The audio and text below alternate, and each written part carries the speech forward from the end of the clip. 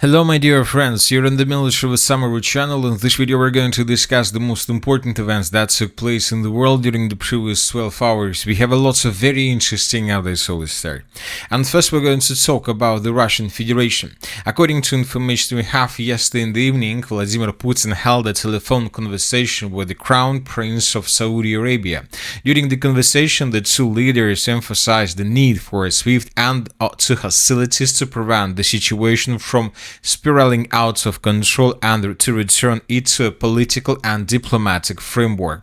Another important thing that right before this call, the president of the Russian Federation had a call with the president of the United Arab Emirates, and they were talking about the same thing, how to return the conflict to a diplomatic and peaceful framework.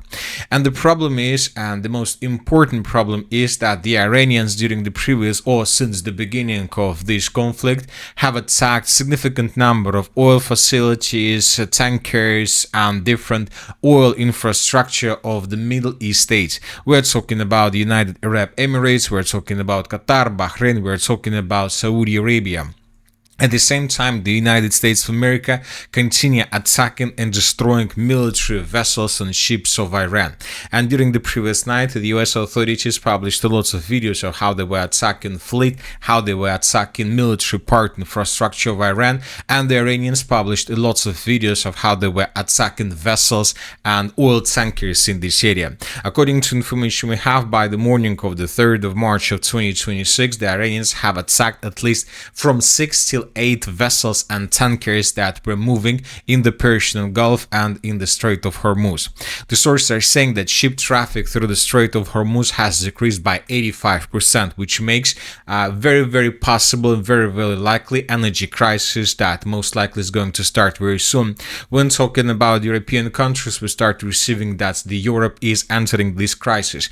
The sources are saying that the price for gas currently was increased till $700, which makes it the biggest number since 2023. The US authorities continue publishing videos and photos from the area of the settlements of Bandar Abbas, Hormuz, and so on. We're talking about this port infrastructure. Today we received first fresh satellite picture from this area, where we can see the consequences of attacks. As you can see, most of the entire fleet of Iranians was completely destroyed as a result of attacks. Lots of ships were damaged, a lot of ships were completely destroyed. So we see that this port city, this military base, is under very heavy fire from the US forces. At the same time, the Iranians continue bombing and attacking bases and assets, military assets of the United States of America through the entire Middle East. At the same time, the United Arab Emirates and Qatar are pressuring US President Donald Trump to end the bombing campaign against Iran and to seek a diplomatic solution. But the President of the United States of America has completely different opinion on this matter. He made also lots of interesting statements. The President of the United States of America said that the big wave against Iran hasn't started yet. He warns US strikes could escalate as Iran's new leadership remains unclear. Another important thing, President Trump told New York Times he won't rule out sending ground troops into Iran if necessary. Another important statement, we initially planned to finish in 4-5 weeks, but we have the capacity to continue much longer, which means that most likely the states of the Middle East will not be able to force or to convince the President of the United States of America to stop this military campaign.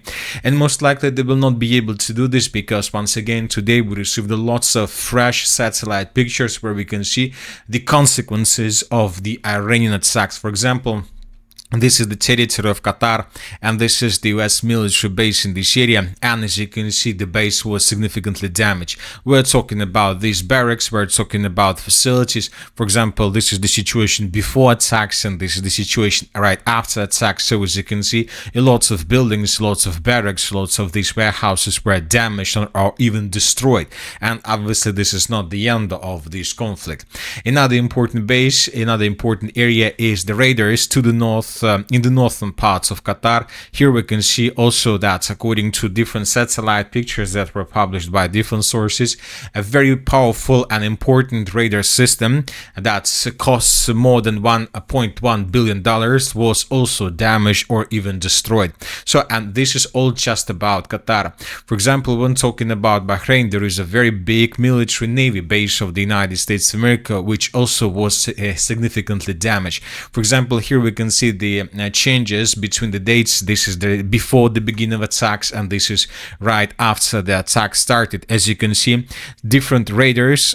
So, for example, this radar and, as I understand, this radar were destroyed. Furthermore, these barracks and warehouses were damaged and destroyed as well. And once again, this is not the end of the conflict. And the Iranians continue bombing and attacking military assets of the United States of America. Another area is Kuwait. Here we can see the US air base in this area that was also heavily damaged. And here we can see smoke rising over this base, which means that something big and probably also important was damaged and destroyed.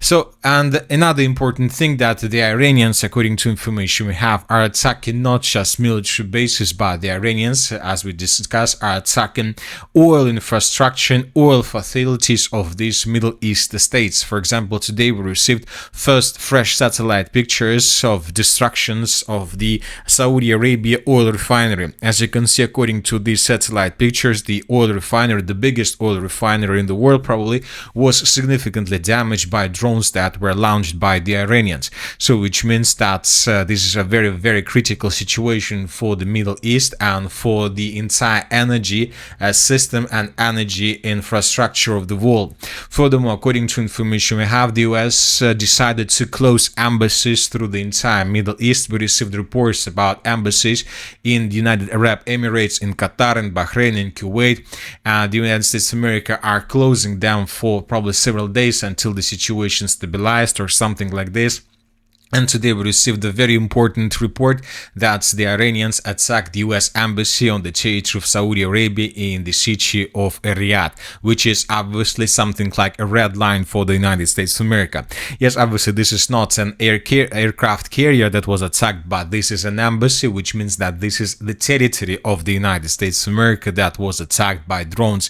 And this is once again a red line that the Iranians crossed, and most likely the United States of America, more precisely the president of the United States of America, doesn't have any other option but to continue military operation against Iran until the situation changes. As for the situation in Iran, we continue receiving updates of how the Americans and the states continue bombing and attacking forces, ballistic missile launch systems, air defense forces through the entire Iran. During the previous night, lots of videos were published on this matter. Obviously, the Iranians suffer huge losses, lots of vehicles were destroyed and so on. But the most important thing that during the previous 24 hours, lots of military experts reported that it was noted that starting from the 3rd of March of 2026, both the Iranians and the coalition reduced the level of bombs and missiles being used. It seems that we see that first stage of the conflict is coming to this end, and the end of this conflict is the situation when both the Iranians and the coalition will start suffering problems with missiles. For example, today we got report that Qatar stockpiles of Patriot interceptor missiles will last for 4 days, which already means nothing. Also, we have reports about the same problems in the area of Qatar, Bahrain, and of course in Kuwait and Jordan. So we see that everything that the United States of America managed to collect before the beginning of this military operation sooner or later will be finished and ended. But at the same time, the President of the United States of America said that everything is okay. The United States of America has endless warehouses, endless stockpiles of arms and weapons, and the United States of America is able to continue conflicts like this endlessly. Anyway, let's wait and see what is going to be next, but obviously nobody is going to stop and everybody is going to continue. Now let's discuss the situation in Ukraine. If you remember, the Prime Minister of the United Kingdom, Keir Starmer, asked or proposed Zelensky to send his troops, to send his forces in the Middle East with the purpose to stabilize the situation. And during the previous 24 hours, Zelensky made lots of statements on this matter. He said that Zelensky is ready to help Middle East countries repel Iranian drone strikes if their leaders pursued Putin to agree to a 30-day ceasefire in Ukraine. I would propose the following. Middle East leaders have excellent relations with Russia. They can ask the Russians to implement a month-long ceasefire. As soon as ceasefire is concluded, we will send our best drone interceptors to Middle East countries. So this is the statement of Zelensky. Most likely this is not going to happen ever. Another important thing is that, according to information we have, the Russians are ready to carry out the next massive missile attack through the entire territory of Ukraine, and the president of Ukraine, Zelensky, stated that most likely this time the Russians are going to attack the infrastructure of water supply, which can lead also to very huge problems. Another important thing is Zelensky revealed information about documents they managed to probably capture or steal from the Russians regarding the Russia's plans for the 2026 and the next 2027. Zelensky stated that Russia is planning to the occupation of the east, advancing on Zaporozhye and Dnipropetrovsk regions and looking at the Odessa region for 26-27. So this is the situation. Let's wait and see. The Russians most likely will carry out another massive attack within the next 48 probably hours. Now let's discuss the situation on the ground. During the previous night, we received lots of very important updates and changes. The Russians, according to information we have, continue their Zaporozhye offensive operation, and now the Russians are tasked to establish complete control over the city of Orekhov. The Russians are advancing in the direction of the city from the west and from the east. As for the eastern direction, during the previous 12 hours, the video was published from this northern part of the settlement of Primorska by pro-Ukrainian sources. In this video, we can see how Ukrainians were attacking positions of the armed forces of the Russian in this area and Russian soldiers. So this attack took place right exactly at this point, and based on this video we came to the conclusion that either the Russians have restored control over the territory or the Russians have never lost control over the territory, despite claims of the pro-Ukrainian sources. Furthermore, the Russians improved their positions to the west of the settlement of Orekhov, to the north of the settlements of Stepovo and Mali Sherbaki. These are the changes on the ground between the dates. As you can see, the Russians are keeping advancing and the Russians are trying to maintain the lines in this area and to force the Ukrainians to fall back. So the western Zaporozhye, western Orekhov offensive operation is gaining in the momentum. As for the eastern Zaporozhye direction, we have changes here as well. So these are the changes between the dates. During the previous night, lots of neutral mappers and pro-western mappers adjusted their maps, showing and confirming additional progress on the ground from the Russian side. Furthermore, the most important, according to first reports, the Russians managed to infiltrate the southeastern part of the settlement of Verkhnya Tersa, and currently there are very heavy clashes for this village. And the most important thing is that today pro-Russian sources published this video where the Russian soldier, this one, was talking about the battle for the settlement of Rizdvyanka, and during this video we can see lots of episodes of how Russians were fighting for the settlement, and in the final part of this video we can see at least 2 episodes when the Russians were raising their Russian flag. One of the flags was raised in the northeastern part of the settlement and the second one in the southern part. Based on this video we have adjusted the map. Basically we have removed the color of the yellow color from this territory, so now we have strong proofs that indeed the Russians most likely managed to establish complete control over the territory. At the same time, we continue receiving updates of Ukrainian counterattacks in the northern flank. According to pro-Ukrainian sources, the Ukrainians managed to improve their positions, or at least not to improve but to infiltrate additional territories with infantry, and these are the changes on the ground. So as we can see, the Ukrainians are keeping advancing or are are keeping infiltration towards the next defense layer, which is located around the settlement of Uspenovka. But the main problem is that the spring is coming, which means that it will be much more easier for Russians to repel upcoming attacks. Let's say if these attacks take place in 2 or 3 weeks, because the weather would be completely different. And it seems that the Ukrainians indeed are trying to recapture the settlement of Uspenovka and to cut the entire logistics of the armored forces of the Russian Federation before the beginning of the spring military campaign. As for the Dobropolye direction, we start receiving updates that the Russians began their major offensive operation in this area as well. The Russians are trying to get as close as possible the settlement of Dobropolye from the east, from the southeast, and from the south. The Russians are sending lots of troops in the northwestern direction. The Ukrainians probably have lots of drones, but this number of drones is not enough to stabilize the situation, to control every single true line. So that is why the situation is that the Russians have possibilities to move further in the northwestern direction, and it seems that Ukrainians are not able to do anything with this. Furthermore, today we received a video of how Russians managed to capture at least 4 Ukrainian soldiers in the most northwestern part of the settlement of Grishna, which means that the battle for this territory is also coming to its end. As for the settlement of Konstantinovka, during the previous 24 hours, we haven't received anything. As for the Slaviansk direction, the most important updates are coming from the area of Fyodorovka-Druga.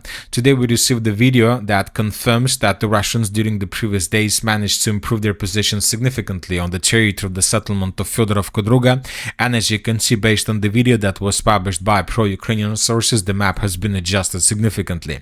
In this video we can see how Ukrainians were attacking positions of the armored forces of the Russian Federation in the southern part of the farms, and based on this video we can make a conclusion that either today or during this week, the Russians, more precisely the Minister of Defense of the Russian Federation, will confirm complete control over the territory. So the battle is about to be finished, it seems, and the Ukrainians, from this very moment, we see that they are not holding their lines, and the battle for the settlements of Alexandrovka and Nikolaevka will start very soon.